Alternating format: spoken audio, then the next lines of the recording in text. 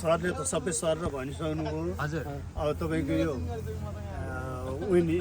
भ्यालिसिटी win speed पनि भन्छौँ हामी होइन स्पिड भेलिसिटी अब यो चाहिँ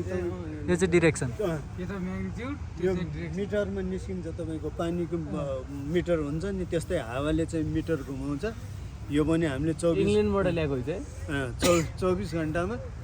कति हावा चल्यो नछाउ न हावाले त हावा हेर्ने नै यसबाट अब तपाईँको एकदम स्पिड भएको बेला अब 24 घन्टामा 100 भन्दा नाग्नु सक्छ होइन यो रफ्तार हुन्छ त्यही त 100 किलोमिटर पर आवर 46 आज 45 होइन यो आज चाहिँ तपाईँको 30 35 50 त्यस्तोमा त यो रफ्तार हावा पहिलाको रिडिङबाट घटाउने हो यहाँ 45 यहाँ देखाइरहेको त नि त्यही त यो 40 अनि 46 हो नि अब त यो त तपाईँको 3 दिन 4 दिनमा चाहिँ 41 हुन जान्छ कि यो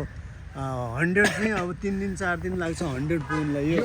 अहिले जस्तो 46 भयो नि अब यो 100 पुग्नलाई 2 दिन लाग्छ यो किलोमिटर पर आवरमा हो हजुर कि डेमा हो किलोमिटर पर आवर 24 आवर एक दिनमा कति किलोमिटर घुम्छ भन्ने हो कति घुम्छ भन्ने ए कति किलोमिटर हुन्छ आरपिएम पर डे होइन नि र अनि आरपिएम मा दिनु त्यसलाई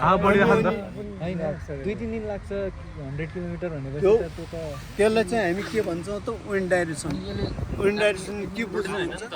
किलोमिटर नाम होला नि त्यसले कुन डिरेक्सन उनीको कुन डिरेक्सनमा माथि त 3 दिन लानु त 3 दिन कति ट्राभल गर्छ भन्ने होला कि कुन डाइरेक्सनबाट हावा चलेछ अब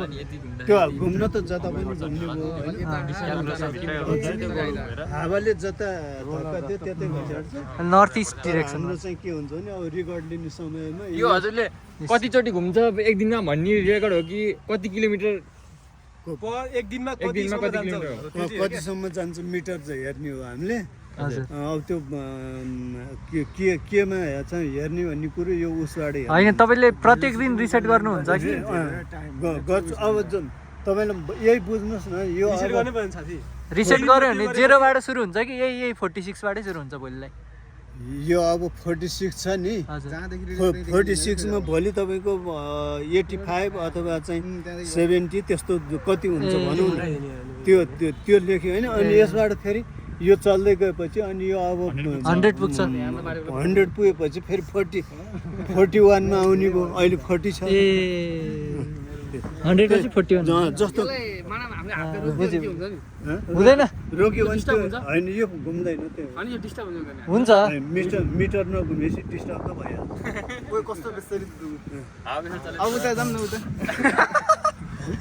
त्यो डिरेक्सन हो थाहा भइहाल्छ त्यो त अब तपाईँहरूले त्यो बनाएर अब कताबाट हावा चलेछ त्यो अब त्यहाँ जाउँ हामी त्यहाँ यतिखेर यो गइसक्यो ठाउँ